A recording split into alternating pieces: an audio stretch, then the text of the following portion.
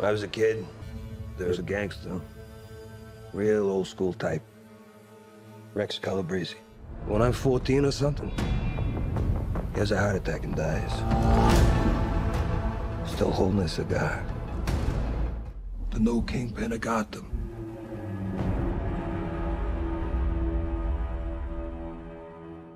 So after the success of Matt Reeves' The Batman, and with the sequel coming our way in 2026, we do have some very exciting setup with a brand new spin-off series coming our way later this year that will bridge the gap between The Batman and The Batman Part 2 with Colin Farrell's very own The Penguin series on Max. So we've got a first look with that in-production teaser on April 12th of 2023. My god, it's been a while since we got that. But with the most recent trailer, we got a much more in-depth look at what we have to look forward to in the next chapter of the Batman saga. And I know we didn't get any kind of extended preview or official trailer that many of you hope to see at the Warner Brothers Discovery upfronts this week. So I thought it'd be really cool to discuss exactly what we have to look forward to the most with the Penguin series, and more importantly,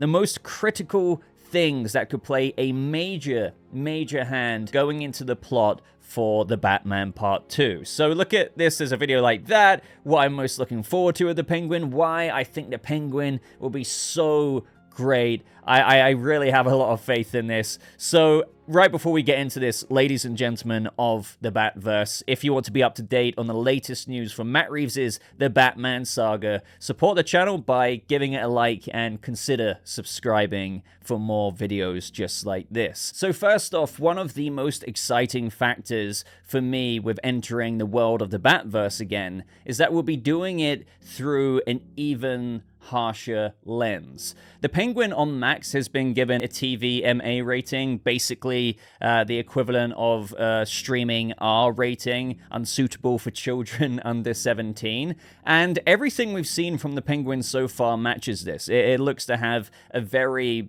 visceral approach. And the thing is, it does feel as though Matt Reeves' Gotham practically has an R rating in its DNA. And in fact, in the UK, it was rated with a 15 certificate, which isn't like an R rating, but it was definitely harsher rated over here compared to some of you who live in America. So from the Hey You Guys channel on YouTube, we have Colin Farrell describing the series in a way that honestly just really gets me going for what we have to look forward to in The Penguin, with him saying it has tons of violence, abject darkness, and a man at great struggle to try and claw his way to the top of the power vacuum that was created at the end of the Batman film with the death of Carmine Falcone. There's a power grab in Gotham now. It was Darkman. Lauren LaFranc wrote with her room of writers, and she was the showrunner. She wrote 8 extraordinary episodes of story. I mean, just really bold stuff. I couldn't believe that it got as dark as it gets. It would be a hard R, I think, if it was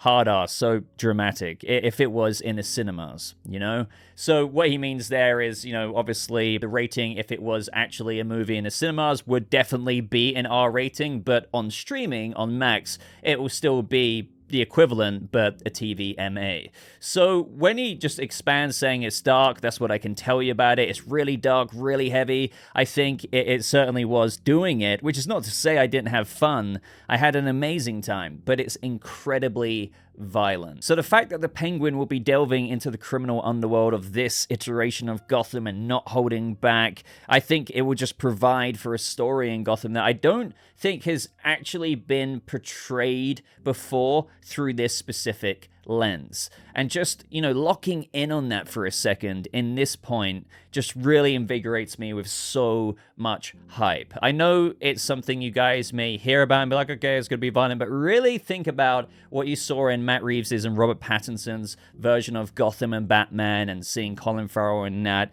and now knowing that they're stepping it up another notch, maybe another couple of notches, given, you know, what the story requires and the fact that they got the permission to do so. So up next, another absolutely huge one for me is really just the characters that we're going to explore, who are all just vying for this power. The cast is full of talent. I don't really even need to explain Colin Farrell. That really does go without saying. And seeing his performance as his character goes on this journey will be incredible, I'm sure. The main allure with his rise to the new kingpin of Gotham and all the violence and just God knows what he's going to have to go through to get there.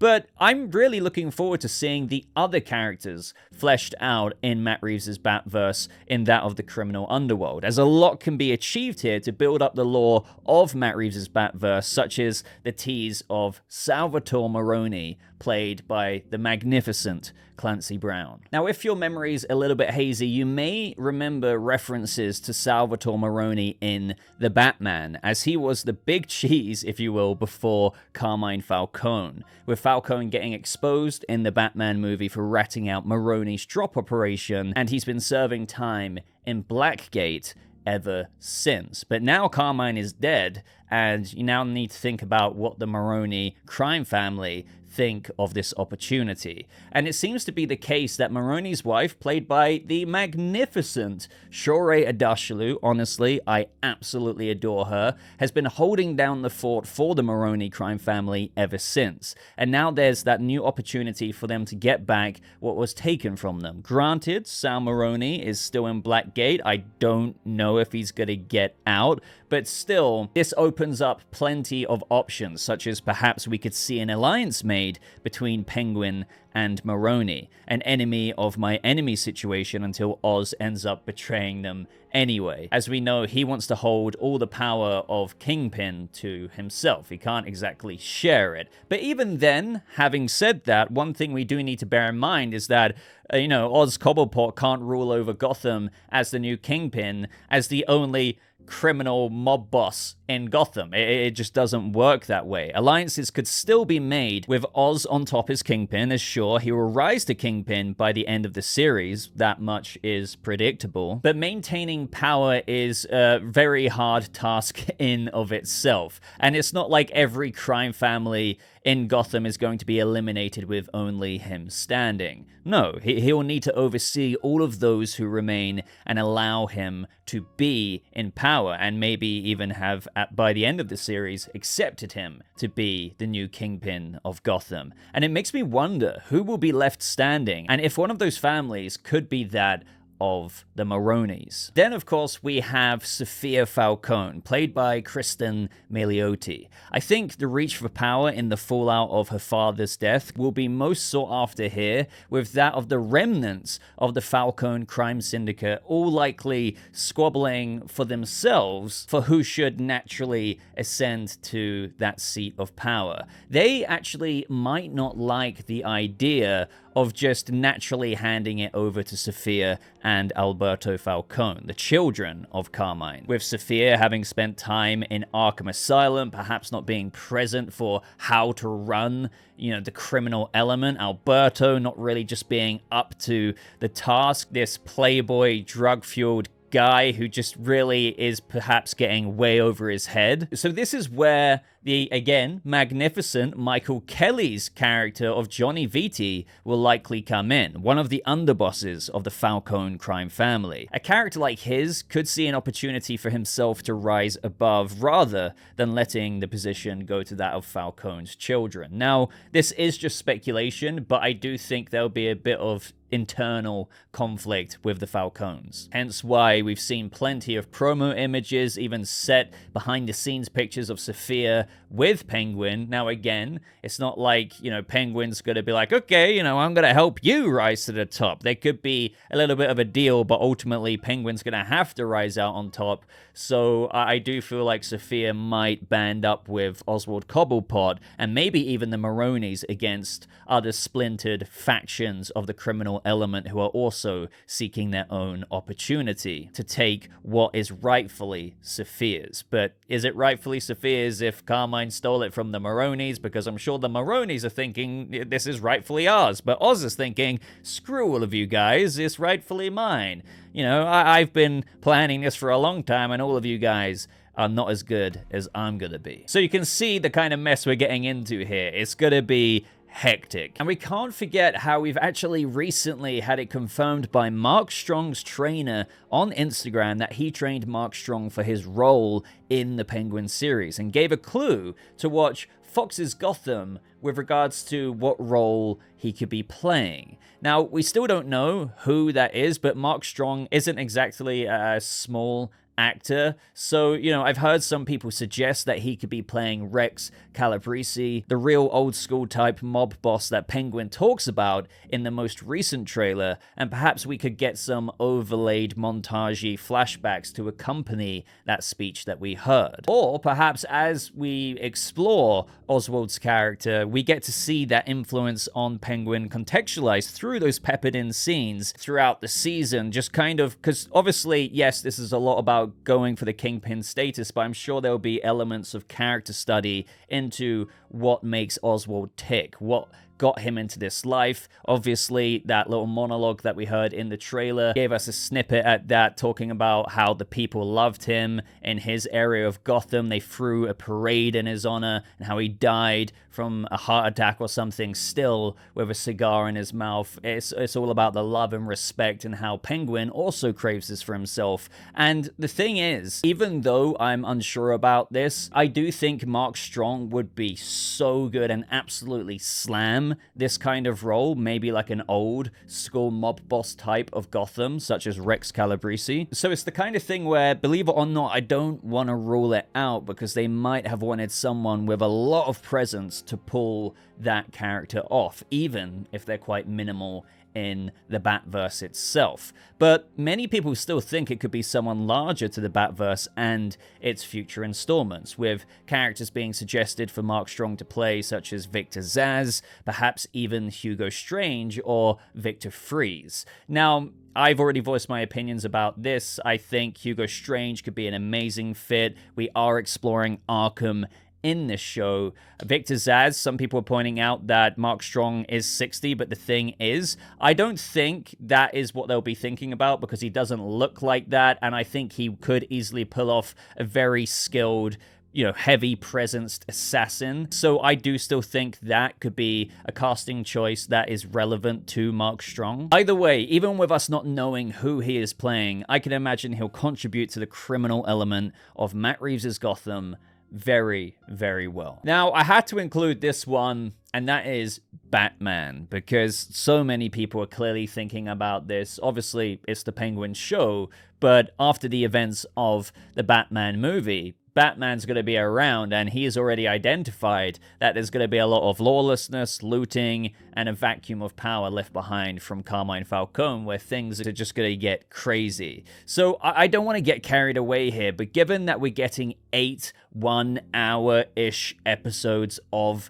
the Penguin, 8 one-hour-ish episodes, yet again diving into the world of Matt Reeves' Gotham, there's just no way I think that the Batman couldn't be addressed in some way or another. Now, we know from Sarah Aubrey, the head of Max Originals, she said this about the overall timescale, in that Penguin will sit immediately after the end of the Batman and temporally before the events of the second movie. The show will come out in between the two movies. Now, beyond that, it's fun for the audience to know that it will be a bridge between the two. The goal of this is to show what Oz's life is like, and that's very much in the streets of Gotham, trying to get up and over as only the Penguin can, as a hustler and a strategist with his own ambitions. It's a great example of having the time over 8 episodes to tell a longer arc character story with a lot of delicious twists and turns and new characters. It's very much going to be about Gotham at that street level, because he's not flying around like Batman does. Imagine if Oz flew around like Batman. We are all embracing that as a very specific experience for audiences to have. Now, what I like most about this tease, and we can't read too much into it, but there is heavy emphasis on how she said it's fun for the audience to know that it will bridge the gap between the first movie and the second movie, with obviously the events of the Penguin series and how that might change, well, it will change the status quo of things up in Gotham with a new Kingpin, and how this will just kind of affect things in the setting of the Batman 2. So with that in mind, realistic expectations here, and, you know, this kind of comes under, like, you know, an excitement factor in this video. I am excited for, at the very least, tidbit clues to the potential theme of Part 2. You know, identity in the Penguin series being seeded in this show. An example of this could be showing how Bruce Wayne is coming out of his shell a bit more compared to how socially awkward he was in the Batman Part 1. Now, seeing something like this, which just feels like a natural evolution for the series, given the psychological roadmap as it's described for this Batman saga, would be great post the first movie exposition, getting fans subtly appetized for where things are at in the Batman Part 2. Now, I have personally heard behind the scenes, now take that as you will, that there are at the very least newspapers on set that detail Wayne Enterprise efforts to help rebuild the city, but those are the kind of things that are not always seen, as they are props with repeated walls of newspaper text that they've written out that, again, might not even feature in the show. So it would be cool to get a news coverage of that is very visible to the viewers, to kind of make it seen, maybe with some, you know, extra footage from Bruce in the first movie if Pattinson hasn't come in to film extra scenes of him appearing in public, or something like that of a news reporter covering with a massive bold banner on the bottom of the news stream saying Bruce Wayne announces, you know what I mean. Something like that would still be fantastic. It would give us an idea that Bruce is being public in his efforts to help rebuild the city. Now, the same also goes for Batman. Now he's got a lot of positive press with helping out the city. I mean, look at the news recording at the end of the film in Arkham that the security guard was watching. It shows how Batman has saved dozens of people. Maybe there's more commentaries of this vigilante bat and how he might not be so problematic to Gotham as some people have originally thought. Now, going further along this line of thinking with, you know, developments for the plot and the status quo of how we could see things develop in the Batman 2, but from the Penguin series, well, perhaps the district attorney position could be teased in the background as well, and that they found someone. Now, whether they display the name or not, and if they do, you know, that being Harvey Dent, that would just be the icing on the cake. But as for the Batman himself, I haven't heard anything personally. Obviously, this would be something kept very under wraps. I don't expect Batman to be heavily featured in the show outside of, you know, references by news reporters or even Oz himself or other criminal families saying, well, the bat hit my operation last week. You know, while all this is happening, we need to kind of control that while also seeking to gain power in the criminal element. But you never know. Never say never that there could be, and I've always envisioned a perfect scene in my head is contrasting the scene from the first movie in where the Batman visits Oz in the Iceberg Lounge. He's in his office, he gets the mayor's pictures, but he smashes Penguin into the glass wall of that room. And Oz, what I like about that scene is that he's not so afraid. He's actually kind of trying to go toe-to-toe with the Batman, at least with regards to sizing him up. Now, I think with his new obtained Kingpin status in the finale, I think it would be really cool if there was another kind of encounter between them both, with Batman touching base, and the idea being that not showing Batman is scared or anything like that, but it just shows how where Batman was like this and Oz was like this, even though he wasn't showing how afraid he was in that scene. It's more like, hey, I've ranked up to this level now. You can't really touch me, because I've said it before. Batman, before the ending of the Batman, can't just take Carmine Falcone and put him into jail or the GCPD or whatever, right? It's more complicated than that. You can just get out, even though corruption, for the most part, has been handled in all the really dire ways it was operating in the first movie. There will still be corrupt cops. This is Gotham, for crying out loud. So with Penguin being the new Kingpin, Batman can't just take him out and lock him up in jail. It's a slow process. So that's what I mean.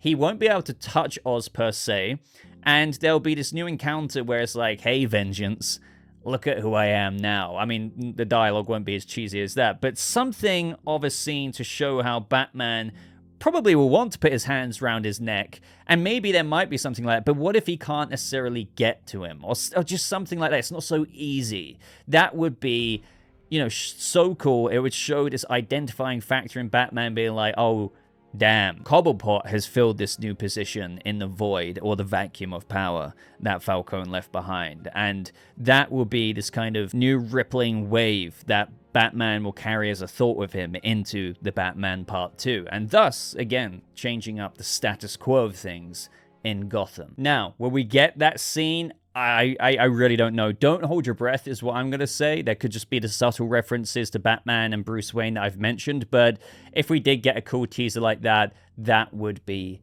incredible. Now, another thing that I am very, very excited to see in this show, and what I think will just flesh out this world even more, is Arkham Asylum.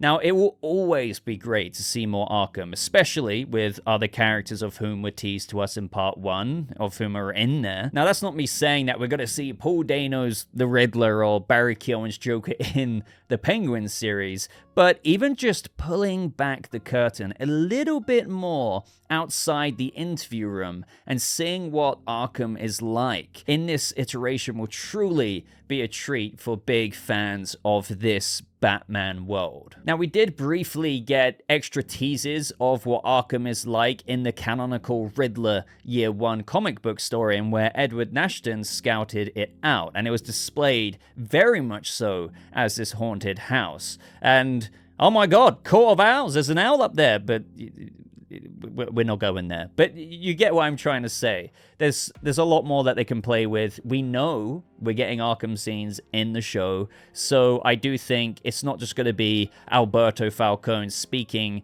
to his sister Sophia in this scene that you're seeing in the trailer. We're going to probably see a little bit of time with Sophia's experience in Arkham. For example, we saw Arkham doctors treating patients in a bit of, if you want to call shock therapy, a way of treating, because that's what it looks like, what's happening. But overall, the show's called The Penguin, but this is just another thing that really just calls back to what I am most excited for, and that is being, launched into the world of Matt Reeves' Gotham and seeing all of these other parts, not just the city, not just the streets, but Arkham and many, many other things. Now, you guys know me. I can talk about probably another 15 points for the next 2 hours, but I think I'm going to leave this video there. I am very, very excited for the Penguin series. I do feel like it's a series that I don't know if I would categorize it as something people have slept on, but before we got the trailer, it did feel like that was happening, and I knew, just kind of like the Joker 2 trailer, once people saw a taste for it, they would lap it up. Because beforehand, it was kind of a thing where people were like, oh man, Colin Farrell's sick. He transformed in the Batman. I want to see more of him, but the idea of a Penguin series, I want to see the Batman Part 2. Now, yeah, I want to see the Batman Part 2, but I knew what they were mining there. The ore that they were mining, if you will, is so rich. And we are, guys, again, The Batman is a long movie. It's 2 hours, 46 minutes without the credits, but now we are going into 8 more hours of this world. The look of that trailer, the severity, the tone, the maturity, the taste of Matt Reeves' Gotham in a lens that is putting up the notch a couple more levels, that is all canonical. I don't know if people are truly aware of what they're getting themselves into with this series, and to be honest, how lucky I feel that we're getting this additional bridge from the Batman Part 1 to Part 2. So these are just some of the things that I think is what will make the Penguin series great, what I'm most excited for. But let me know what you think of my thoughts. What are you most looking forward to? Do you think the Penguin series will be great? Do you have any theories? I will be keeping my eyes glued to that comment section, especially with this one. So guys, if you got to this part of the video, with that being said, I'd really appreciate a like. It does help out the channel a lot. Don't forget to subscribe just in case you're brand new, or if you've had my videos recommended to you a few times and you're watching this one as well, to hit the subscribe button for more content like this, but also on other DC things, Marvel and other franchises out there. But until next time, I'm going to love you and leave you. So just thank you so much for watching. I hope you have a lovely rest of your day. And I will see you people of the Batverse in the next video. Goodbye.